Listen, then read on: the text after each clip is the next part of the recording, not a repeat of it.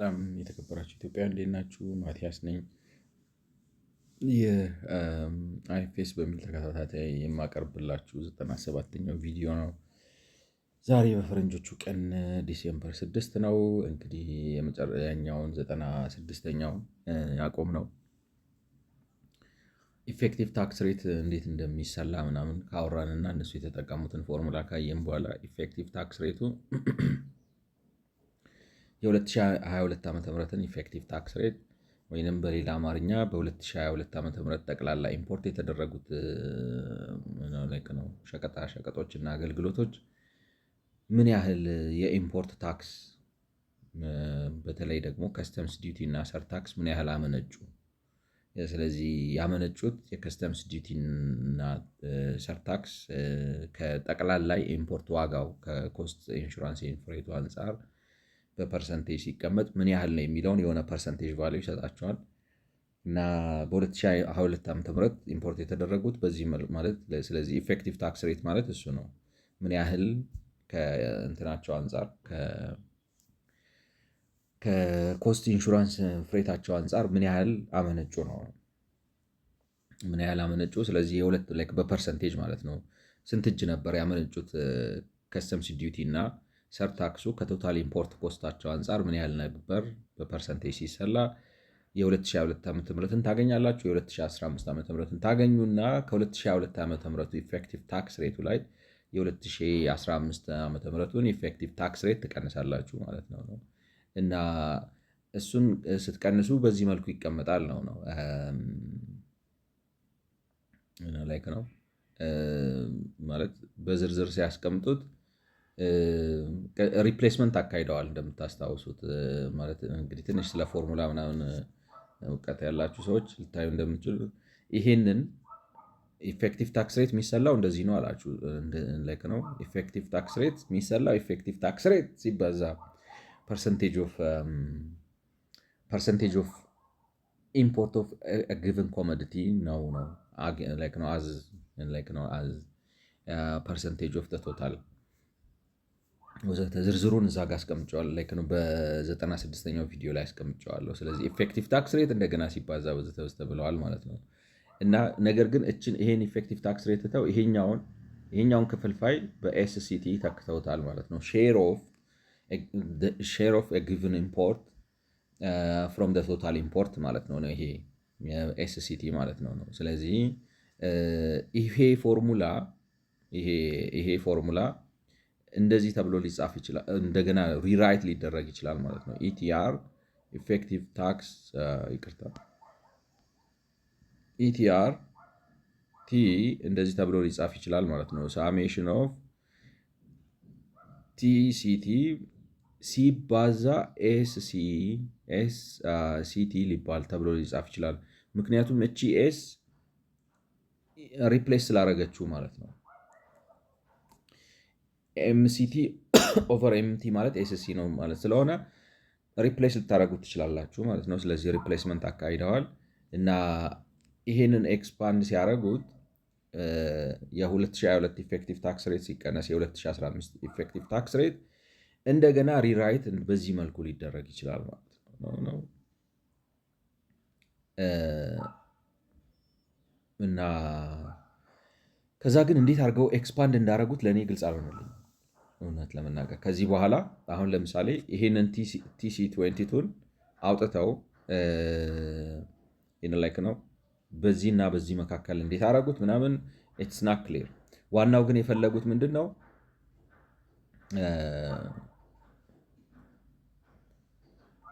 ኢምፖርቱን በሁለት መከፋፈል ምንድን ነው የሚባለው ላይክ ነው ኢትስ ላይክ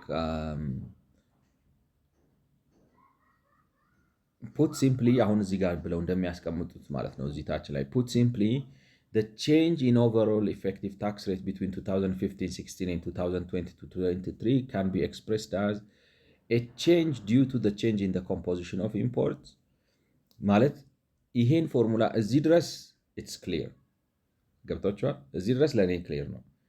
ሂር ይሄንን እንዴት አድርገው ወደዚህ ትራንስፎርም እንዳደረጉት I have no idea ማለት ነው። ላይክ ነው I don't understand ነገር ግን እንደዚህ አይነት ትራንስፎርሜሽን ተጠቅመው እዚህ ጋር የደረሱበትና የመጡበት ምክንያት ምንድን ነው? ሲደመድሙ ይሄ ፎርሙላ ማለት ነው የሚሏቸው። ማለት ከዚህ እስከዚህ ሚስ አድርጊያቸዋለሁ ነው። ይሄን ፎርሙላ ግን ኤክስፕሌን ያደርጉታል። ሀው ይሄ ፎርሙላ ወደዚህ ተቀየረ። አናዘር ሶፊስቲኬሽን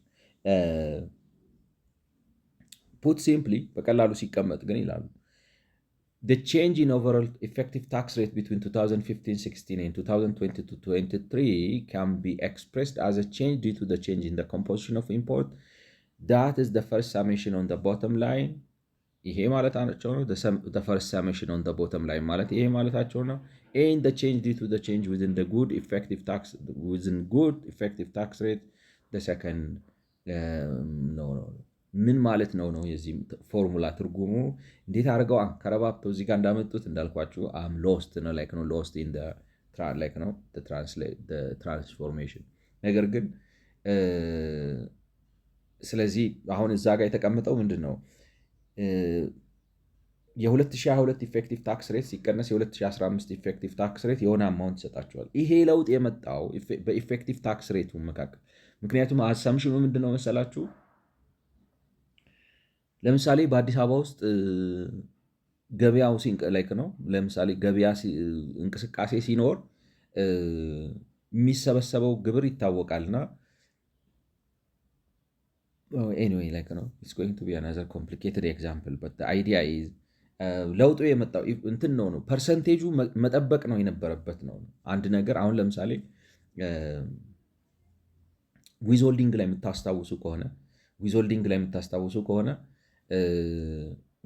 የምታስታውሱ ከሆነ ዊዝሆልዲንግ የቀነሰው የመንግስት ኢንቨስትመንት በመቀነሱ ምክንያት ነው። ዊዝሆልዲንግ ቫት ማለት የመንግስት በጀት መስሪያ ቤቶች የሆኑ እና ደግሞ በመንግስት ስር የሚተዳደሩ የመንግስት ላይክ ነው የስቴት ኦንድ ኢንተርፕራይዝ የሚባሉት አሉት። እነዚህ ኤስኦኤዎቹ ለምሳሌ እንደ ቴሌ እንደ አየር መንገድ ምናምን ያሉት ማለት ነው። እነሱ ኢንቨስትመንት ስለቀነሱ ነው። እነሱ እንደምን አክት ያደርጋሉ? ይቅርታ እንትን ናቸው፣ ታክስ ሆልዲንግ ኤጀንት ነው። ቫት ዊዝሆልዲንግ ኤጀንት ናቸው። አገልግሎት በሚገዙበት ወይም ዕቃ በሚገዙበት ጊዜ ቫት መክፈል አለባቸው እንደ ማንኛውም ሰው። በተለይ የቫት ተመዝጋቢ ከሆነ ነጋዴ ወዘተ ዕቃ የሚገዙ ከሆነ ማለት ነው። ነገር ግን ዊዝሆልዲንግ ኤጀንት ስለሆኑ ቫቱን ይይዙትና አይሰጡትም ለነጋዴው። አሁን ለምሳሌ እናንተ ሄዳችሁ ከአንድ ፋብሪካ ከአንድ የሆነ ማሽን አስመጪ እናንተ ወይም ሌላ ነጋዴ ወይንም ሌላ ትልቅ መስሪያ ቤት የመንግስት ከሆኑት እነዚህ ስቴት ኦንድ ከሆኑት ኢንተርፕራይዞች እና የመንግስት የበጀት መስሪያ ቤት ከሆኑት ውጭ ያሉት ሄደው ቢገዙ ቫት አብረው ይከፍላሉ እቃው ላይ። አንድ የሆነ እንበልና ልበላችሁ አይዱን ነው የሆነ ማብላያ ነገር የሆነ ማሽን ገዛችሁ እንበል የሆነ ፋብሪካ ልትተክሉ ብላችሁ ያ ማሽን 10 ሚሊዮን ብር ቢሆን ዋጋው 1,500,000 ብር ተጨማሪ ቫት ከፍላችሁ ለሰውየው ትሰጡታላችሁ። ስለዚህ እቃው 11,500,000 ብር ነው የምትከፍሉት እንጂ 10 ሚሊዮን ብር አትከፍሉም። የመንግስት ኤጀንት የሆኑት ግን እነዚህ ዊዝሆልዲንግ ኤጀንት የተባሉት ግን የ10 ሚሊዮን ብር እቃ ሲገዙ የምትፈጠረዋን 1,500,000 ብር ቫት ዊዝሆልድ አድርገው ይይዙና 10 ሚሊዮኑን ብር ብቻ ነው የሚሰጡት ይዘው የሚሰጡት ማለት ነው። like no they would give him only 10 ሚሊዮን ብር ያቺ ዊዝሆልድ ያደረጓትን ቫት ለመንግስት ይመልሷታል ማለት ነው። ማለት ዊዝሆልዲንግ ኤጀንት ናቸው። ለሱ ቫት እንደከፈለ አይነት ማለት ነው። ቫት እንደተቀበለ አይነት ክሬዲት የሆነ ወረቀት ፈርመው ቫት ክሬዲት ምናምን የሚባል የሆነ ነገር ይሰጡታል፣ ሰርቲፊኬት ይሰጡታል ማለት ነው። ልክ ምናምን እንዳለ ማለት ነው። ቫት እንደተቀበለ አድርገው ስለዚህ በኋላ ያቀናንሰዋል ወዘተ የሆነ ፕሮሰስ አለው እና ያ ቫት ለምሳሌ አሁን እነሱ እንግዲህ እንደምታስታውሱት አናሊሲሱ ምንድን ነው? ቫት ለምሳሌ በሀገሪቱ በጠቅላላ ለምን ግብር ቀነሰ ነው። በሀገሪቱ ለምን በጠቅላላ ግብር ቀነሰ ሲሉ አንዱ እንግዲህ የምታዩት ከግብር አንጻር ቫት ነው። አሁን ልክ አሁን ከስተምስና ሰርታክሱን እያየን እንዳለው ቫት ነው። ቫት ለምን ቀነሰ? ቫት የቀነሰበት አንዱ ዊዝሆልዲንግ ስለቀነሰ ነው። በሌላ አማርኛ የመንግስት እነዚህ አሁን የመንግስት የበጀት መስሪያ ቤቶችና እነዚህ ስቴት ኦንድ ኢንተርፕራይዝ የሚባሉት ካፒታል ኢንቨስትመንት ቀንሰው ከመቀነሳቸው ምክንያት ነው። ምክንያቱም ካፒታል ኢንቨስትመንት ሲቀንሱ ዊዝሆልድ የሚያደርጉት ቫት ይቀንሳል። ምክንያቱም ብዙ ዕቃ አይገዙ፣ ብዙ ኢንቨስት አያደርጉ። ገብቷቸዋል። ስለዚህ እሱ ስለቀነሰ ነው። ነገር ግን አቀናነሱ ከእንትኑ ጋር አይሄድም ነው። አሁን ዊዝሆልዲንጉ የቀነሰበት ማለት ቫት መጀመሪያ ምንድን ነው የሚባለው ታክስ ቱ ጂዲፒ ለምን ቀነሰ ነው። ኦኬ እሱን ለማድረግ በአይተም እንሂድ ተባልና ቫት ጋር መጣ። ቫት ጋር ስንመጣ ቫት ለምን ቀነሰ? ቫት የቀነሰው አንዱ ምክንያት አማንግ አዘር ቲንግስ ዊዝሆልዲንግ ስለቀነሰ ነው። ዊዝሆልዲንግ ለምን ቀነሰ? የመንግስት ኢንቨስትመንት ስለቀነሰ ነው።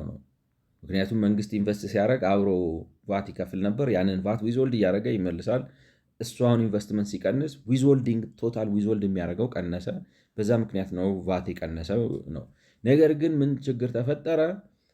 የመንግስት ኢንቨስትመንት የቀነሰበት አግባብና ኢንቨስትመንት የቀነሰበትና ዊዝሆልዲንግ የቀነሰበት አግባብ የተለያየ ሆነ። ኢንቨስትመንት ወደ 60% ነው የቀነሰው የመንግስት ኢንቨስትመንት በ60% ቀንሶ ያለው ቫት ዊዝሆልዲንጉ ግን አቀናነሱ ወደ 84% አካባቢ ወረደ። ስለዚህ መነሻ ምክንያቱ ከቀነሰበት በላይ ቫቱ ቀነሰ ነው እና ያ ሲሆን ጥያቄ ይፈጥራል። ገብቷቸዋል። ስለዚህ ኦሪጂኑ መነሻ ምክንያቱ በቀነሰበት አግባብ ነው። በሌላ አማርኛ የቫት ቤዙ በቀነሰበት አግባብ ነው፣ ወይም የታክስ ቤዙ በቀነሰበት አግባብ ነው ታክሱ መቀነስ ያለበት። ፐርሰንቴጁ መጣጠን አለበት። ያኛው በ60% ከቀነሰ ይሄኛውን በ60% መቀነስ አለበት። ግን የኢትዮጵያ ኢኮኖሚ የስትራክቸር ፕሮብለም ስላለው የተለመደው ነገር አይሆንም። ገብቷቸዋል። ላይክ ነው የተለመደው ነገር አይሆንም እና አብሮ ራይም አድርጎ አይቀንስም። እሱ ክርክር ይፈጥራል። እንግዲህ ፑት ሲምፕሊ አሁን ላይክ ነው እሱን ያመጣሁላችሁ ለምንድን ነው አሁን ይሄ የግብሩ ጉዳይ አከራካሪ ይሄ የኢምፖርት ከስተሙና ከስተም ዲቲዩና ሰርታክሱ አነጋጋሪ የሆነበት ምክንያት ምንድን ነው? በእርግጥ እንትን በቀነሰበት ኢምፖርት በቀነሰበት ልክ ከስተም ዲቲዩ እና ሰርታክሱ ተመጣጣኝ ሊባለው የሚችል 59 እና 52% ነው የቀነሱት። አንስተነዋል ብዬ አስባለሁ። አይ ዶንት ኖ ላይክ ነው እንዳልኳችሁ አሁን I'm doing this video again and like no, I'm not certain if I say it in this video in the previous video I'm not sure. ስለዚህ በቀነሰበት አግባብ ነው የቀነሰው እና 59 እና 52% እንደዚህ አካባቢ ሆነው ነው የቀነሱት ነው። the problem is ኢምፖርት ቢቀንስም እና አኮርዲንግሊ ደግሞ የገቢ ግብር ወይም የገቢ ቀረጥና ሰርታክስ ቢቀንስም ነገር ግን ኢፌክቲቭ ታክስ ሬቱ which is እያንዳንዱ ገቢ ዕቃ በአንጻራዊነት እያመጣ ያለው ግብር ሲደመር ከበፊቶቹ በልጧልና ይሄ አኖማለስ ነው። ከምን ሊመጣ ይችላል?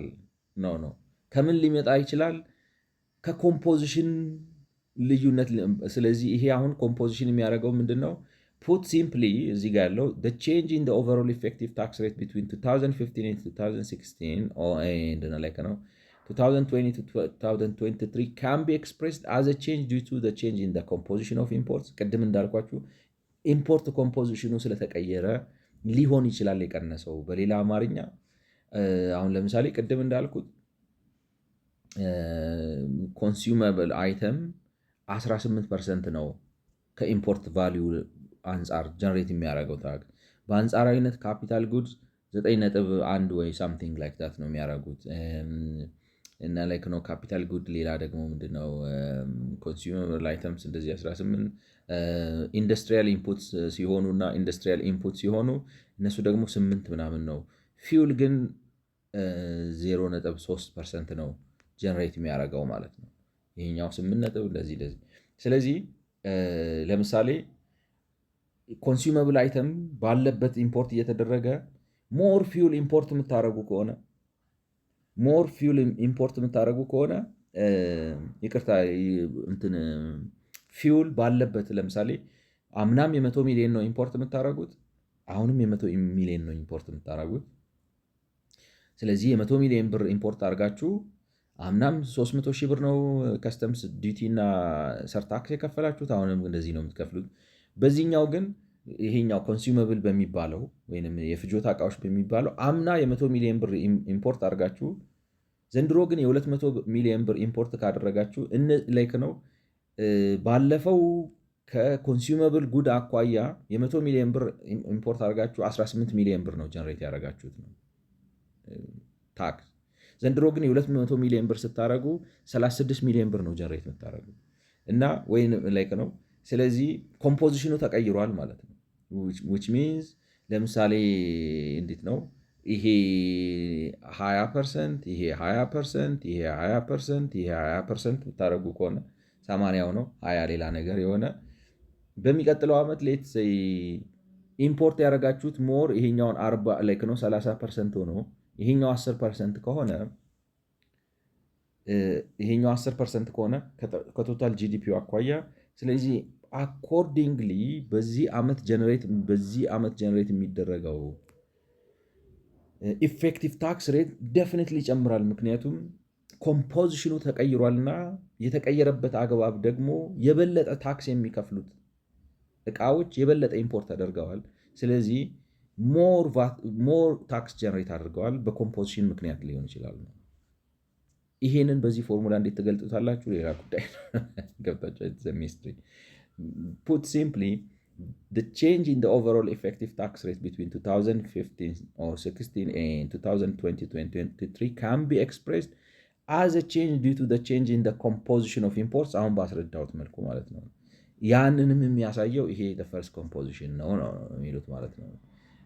and the change due to the change within the good effective tax rate and the change due to the change within good like ነው። ይሄኛው ደግሞ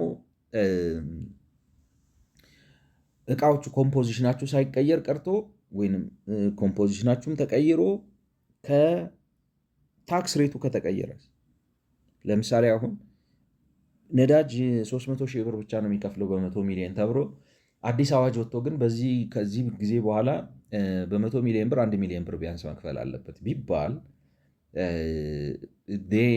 ምንም እንኳን የነዳጅ እንትን ባትቀይሩም ነው የምላችሁ የነዳጅ አገባባችሁን ከውቅርም አንጻር ማለት ከተዋጽኦም አንጻር ሆነ ከኳንቲቲው አንጻር ባትቀይሩ ኢፌክቲቭ ታክስ ሬታችሁ ግን ይጨምራል። ምክንያቱም ባለፈው ዓመት የ100 ሚሊዮን ብር ነዳጅ ስታስገቡ 300 ሺህ ብር ነበር የምትከፍሉ። አሁን ግን 100 ሚሊዮን ብር ነዳጅ ስታስገቡ የምትከፍሉት 1 ሚሊዮን ብር ነው። ስለዚህ 300 ሺህ ሲካፈል 100 ሚሊዮን እና 1 ሚሊዮን ሲካፈል 100 ሚሊዮን የተለያየ ውጤት ነው የሚያመጡት። 1 ሚሊዮን ሲካፈል 100 ሚሊዮን ይበልጣል 300 ሺህ ሲካፈል ከ100 ሚሊዮን ማለት ነው። ስለዚህ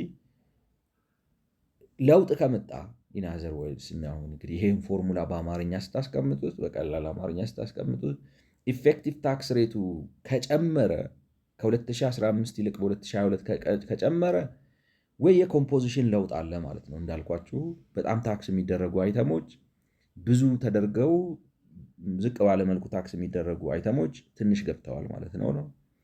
ካልሆነ ግን የታክስ ሬት ለውጥ አለ ማለት ነው። ኮምፖዚሽኖቹ ባይቀየሩም እንኳን ግን የሚጣልባቸው የግብር መጠን ከተለያየ እና በአንጻራዊነት ከጨመረ ዴፊኒትሊ ታክስ ሬታችሁ ሌተስቱ ይጨምራል ነው እንግዲህ የሚሉት ማለት ነው። we do not know the effective tax rate of 2015 TCH ማለት ነው ይሄ ማለት ነው we do not know the effective tax rate of 2015 because the poor quality of custom data before 2018-19 ስለዚህ ከ2018-19 በፊት የነበረው የከስተምስ ዴታ ይሄ አሲኩዳ የሚባለውን ሲስተም በሚጠቀምበት ጊዜ የነበረው ዴታ ጥሩ ስላልነበረ ስለዚህ በ2015 ዓ.ም የነበረው ጠቅላላ በሀገር አቀፍ ደረጃ ኢፌክቲቭ ታክስ ሬት ወይንም ቶታል በሀገሪቱ የገቡት ኢምፖርቶች ምን ያህል ከስተም ዲዩቲ እና ሰር ታክስ አመነጩ የሚለውን ነገር አናቅም። ነገር ግን it's possible to calculate the change in composition of imports ነገር ግን የኢምፖርት ኮምፖዚሽኑ በምን ያህል መልኩ እንደተቀያየረ የትኛው አይተም ብዙ ገባ የትኛው ቀነሰ ወዘተ የሚለውን ማስላት ችለናል ነው using the merged comtrade in ECMS data set ላይክ ነው በሌላ ላይክ ነው ማይነስ 0.04 ፐርሰንቴጅ ፖይንትስ ነው የቀነሰው ነው ላይክ ነው ወይም ኢፌክቲቭ ታክስ ሬቱን ያስቀነሰው በማይነስ 0.04 ነው። ጠቅልል አድርጋችሁ እንትኑን አንጃ ግራንጃውን ትታችሁ በቀላል አማርኛ ስታስቀምጡት የመረጃ እጥረት ስላለ በኮምፖዚሽን ምክንያት በኮምፖዚሽን ለውጥ ምክንያት ምን ያህል ኢፌክቲቭ ታክስ ሬት ላይ ለውጥ መጣ የሚለውን መናገር አንችልም ነው። ነገር ግን ላይክ ነው ይቅርታ ኤግዛክት እንትኑን ማወቅ አንችልም፣ ግን የኮምፖዚሽን ለውጡን ማወቅ እንችላለን። ወይ ላይክ ነው እንደገና አስተካክዬ ልበለው በ2015 ዓ.ም የነበረው ኢፌክቲቭ ታክስ ሬት በዳታው ጥራት ጉድለት ምክንያት ምን ያህል እንደሆነ ማወቅ አንችልም።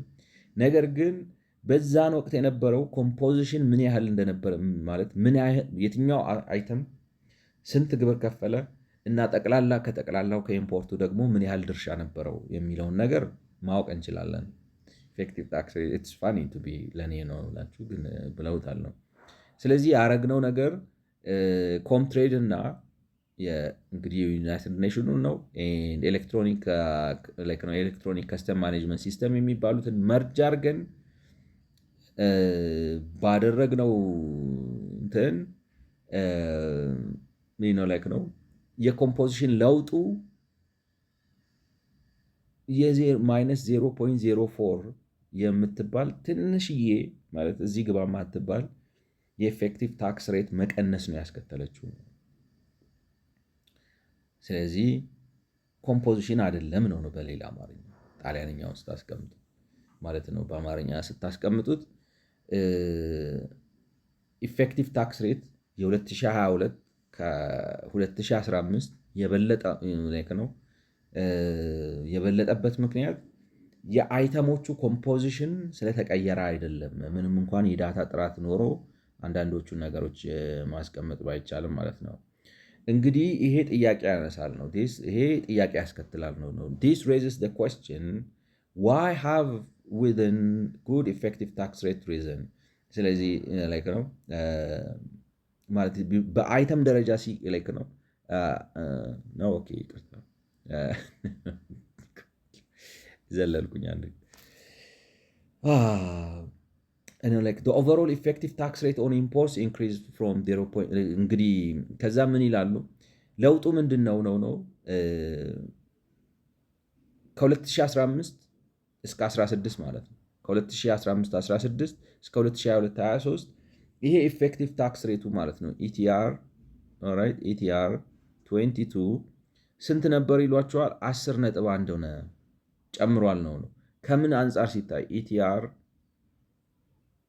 ዋር ዛት 16 ማለት ነው ኦር 15 የዛኔ 8.1 ነበር 2015 ላይ 8.1 ነበር ኢቲአር አሁን ግን 10.1 ሆኗል እና ለውጡ በመካከላቸው ያለው ለውጥ 1.3% ነው።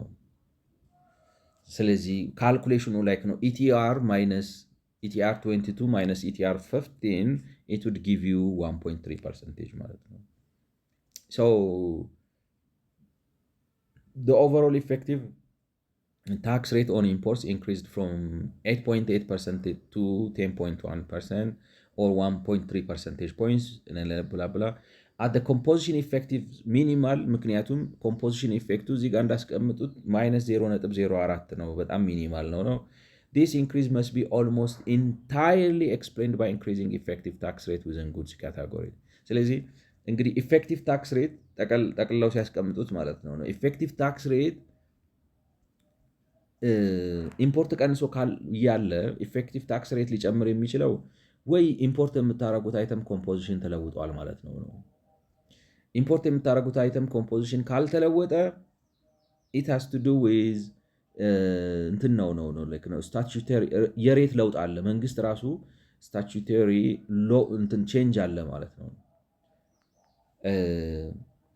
ከሁለት አንዱ ነው ኮምፖዚሽኑ ተቀይሯል ወይ ደግሞ ሬት ለምሳሌ ነዳጅ አሁን 300 ሺህ ብር ነው በ100 ሚሊዮን የሚከፍለው ብለን የለም 1 ሚሊዮን ይከፈል ብለን ካለን ኢፌክቲቭ ታክስ ሬት ላይ ለውጥ ያመጣል ስለዚህ ወይንም ደግሞ ቅድም እንዳልነው ነዳጅ ትንሽ አስገብተን ኮንሱመብል አይተም ብዙ ካስገባን እንደዛው ላይክ ነው ኢፌክቲቭ ታክስ ሬቱ ከዓመት ዓመት ይለያያል ማለት ነው። ከሁለቱ አንዱ ነው የሚሆነው። ግን በኢትዮጵያ ሁኔታ እንግዲህ እንዳልኳችሁ እኔ ደግሜ እያነበብኩት ነው። ኦልሬዲ ሰርቼው ስለነበረ እንደ ቪዲዮ ላይክ ነው 3 ቪዲዮ ዘርቼ ኮምፒውተሩ ክራሽ ሲያደርግ አብሮ ጠፋ። በኢትዮጵያ ሁኔታ ግን ሁለቱም ኮምፖዚሽኑም አልተለወጠም፣ መንግስትም አዲስ አዋጅ አላወጣም።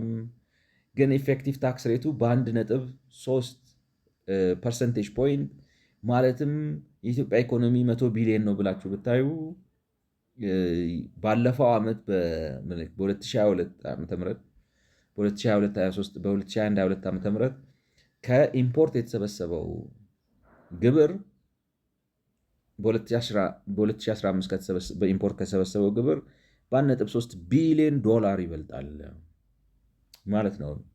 እና ይሄ በኮምፖዚሽን ቼንጅ አይደለም፣ መንግስት አዋጅ አዲስ ስላወጣ አይደለም። ሶ ዌር ዱ ዩ ካም ፍሮም ማጂክ ነው ወይ ኬት ነው የምትመጣው ነው። This raises the question, why have within good effective tax rate reason እንዲያውም statutory tax rates have generally been cut as discussed in box 4.2 እንዲያውም ማለት መንግስት ብዙ ኤግዘምፕሽን አብዝቷል። ስንዴ ማለት ምግብ ምንድነው፣ ስኳር፣ የህፃናት ምግብ፣ ዘይት ላይ ምናምን ማሻሻያ አድርጓል ነው የሆነ ከኑሮ ውድነቱ ጋር እነሱ አንዱ ቦታ ላይ እንዲያውም ያነሱት ከኑሮ ውድነት ጋር በተያያዘ የሆነ የግብር እፎይታ ሰጥተዋል።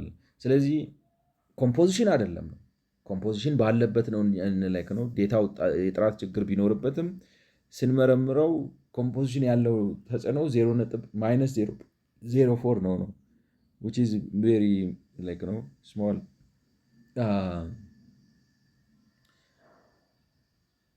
ታክስ ሬት ጨምሮ ነው እንዳይባል እንዲያውም ታክስ ሬት አልጨመረም።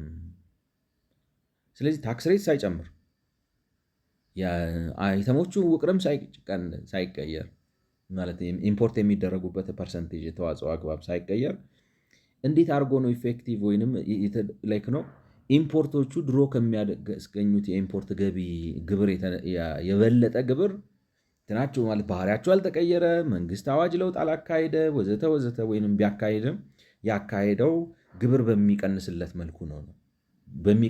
መልኩ ነው ያካሄደው።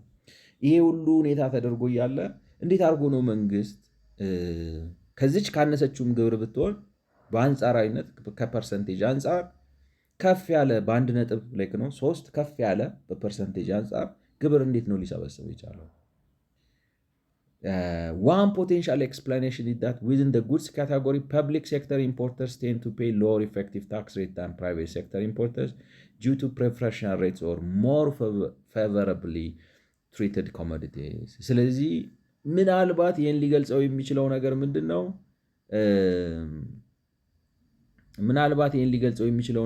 ነው? መንግስትዬ እቃ ሲያስገባ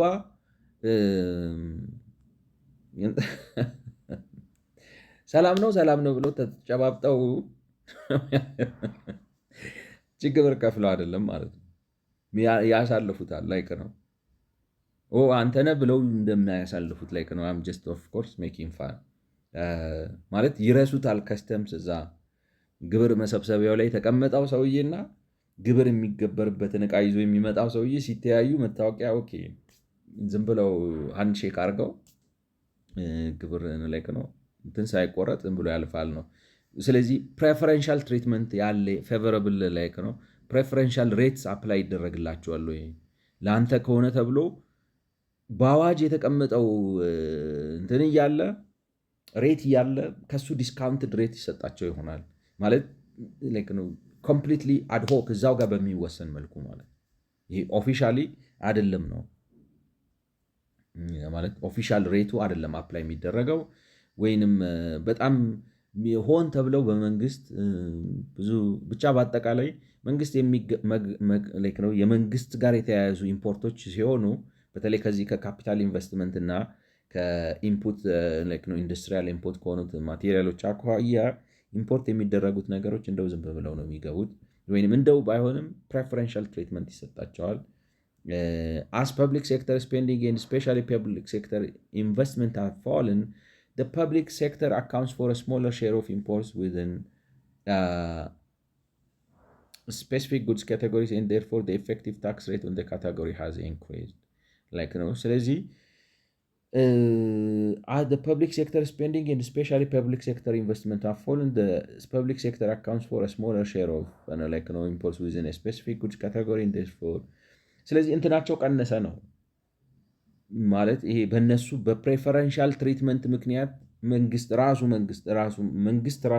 ትሪት በማድረጉ ምክንያት ማለት ራሱን በስፔሻል ዌይ ትሪት በማድረጉ ምክንያት ያጣ የነበረውን የኢምፖርት ግብር አሁን ማለት ነው መልሶ ማግኘት ጀመረ ማለት ነው። ስለዚህ እሱ ነው like ነው the most plausible explanation ነው so this ግን ይሄ እውነት እንዲሆን ነው የሚሉት this explanation requires two statements to be true ይሄ አሁን መንግስት ራሱ የሚያስገባቸውን እቃዎች በመተው ምክንያት ነው ማለት እንትን ማለት መቀነሱ እንትኑን ቀንሶ ምንድነው የመንግስት ኢምፖርት በከፍተኛ ደረጃ መቀነሱ ከስተምስ ዲዩቲ እና ሰርታክስን ቀንሷል። ምክንያቱም በጣም ነበር ኢምፖርት የሚደረገው ማለት ከኢኮኖሚው አንጻር 24% ነበር ላይክ ነው እንዴት ልበላችሁ 50% ምናምን ይላሉ ግን ማለት አሲኩዳ 50% ምናምን ይላል። አሲኩዳን ብታወጡት 24% ነበር ማለት አሲኩዳ እንግዲህ ያጋንናል ነው እንዴት እንደሆነ አልገባኝም። እንዴት አመዘጋገባቸው ችግር አለው ኦር whatever ግን 24% ነበር ነው 24%ን ከ24% ወደ 10% ነው የወረደው ነው የሚል። ስለዚህ ምን ለማለት ነበር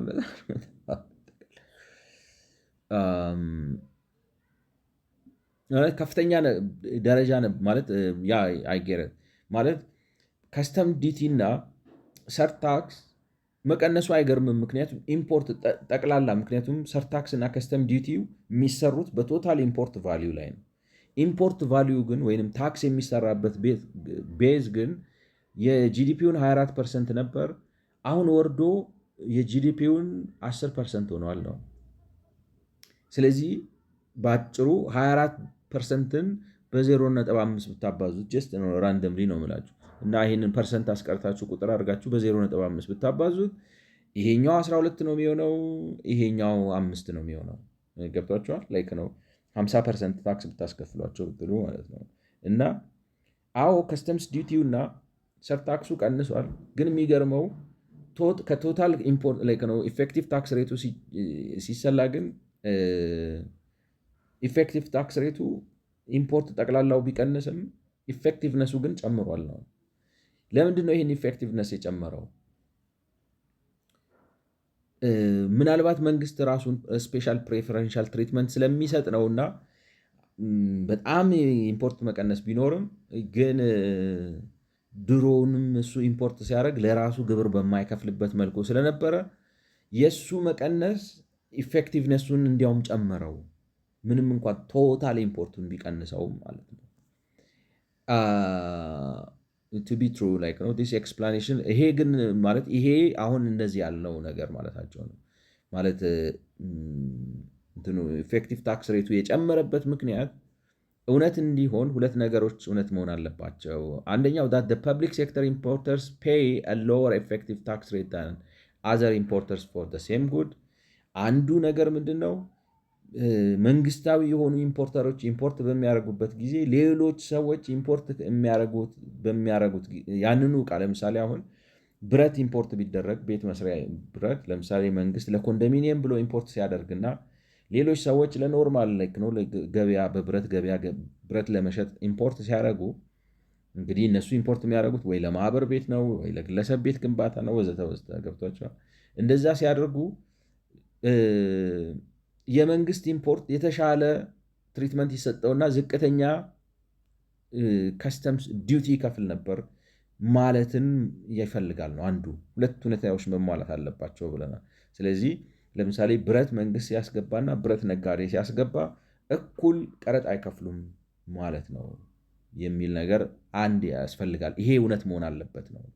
ይሄ መላምታችን እውነት እንደሚሆን ሌላው the share of public sector imports in total imports has fallen over time ሌላው ደግሞ ጠቅላላ ማለት የመንግስት ኢምፖርት ከጠቅላላው የኢምፖርት ኮምፖዚሽን ለውጥ መኖር አለበት ነው ማለት መንግስት ለምሳሌ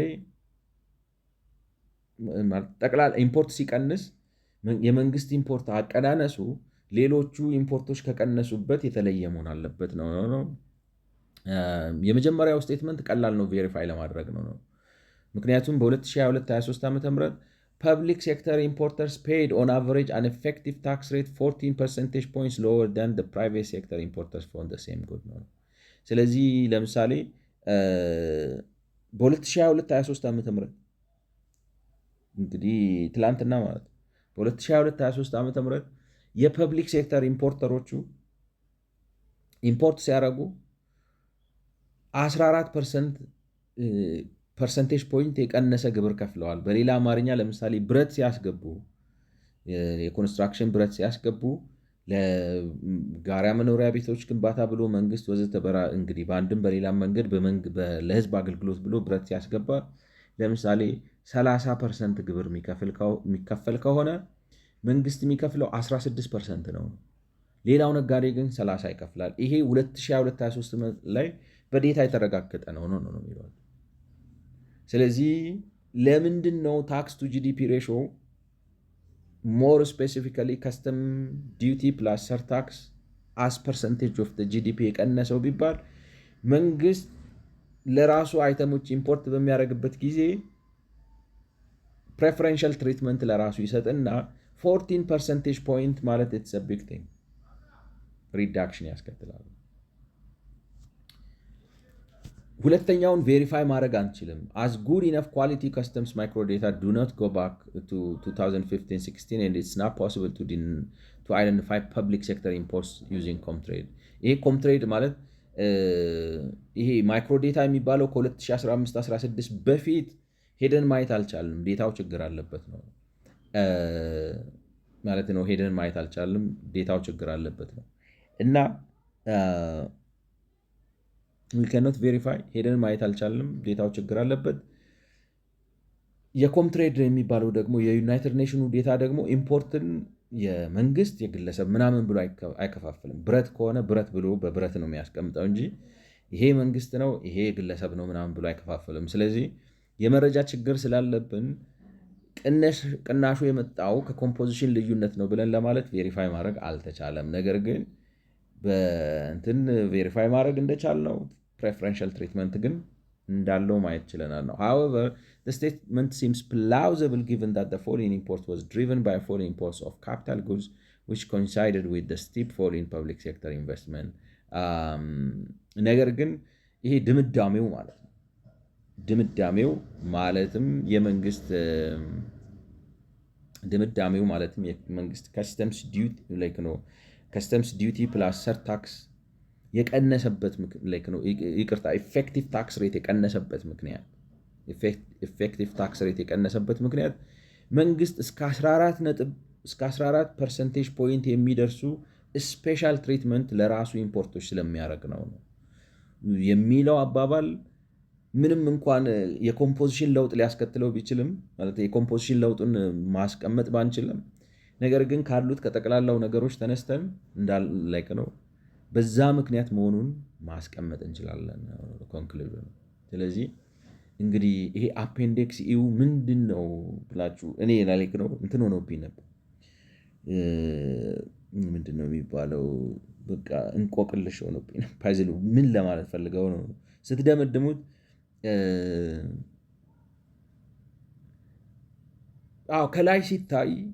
ከላይ ሲታይ የቀነሰው እንትን ስለሆነ ይመስላል ነው። አይ የመንግስት ኢንቨስትመንት ስለቀነሰ ይሆናል። የመንግስት ኢንቨስትመንት ስለቀነሰ ብቻ ግን አይደለም። መንግስት ማለት ህግ ማያከብር ህግ አስከባሪም ስለሆነም ጭምር ነው እና ራሱ የመንግስት አስተሳሰብ ችግር አለበት የሚል ነገር አለው ማለት ነው። ስለዚህ ይሄን ይመስላል። 97ኛውን በዚህ እንጨርስ። ተመልሰን ከዛኛው እንቀጥላለን። 98ኛው ስለሰማችሁኝ አመሰግናለሁ። መልካም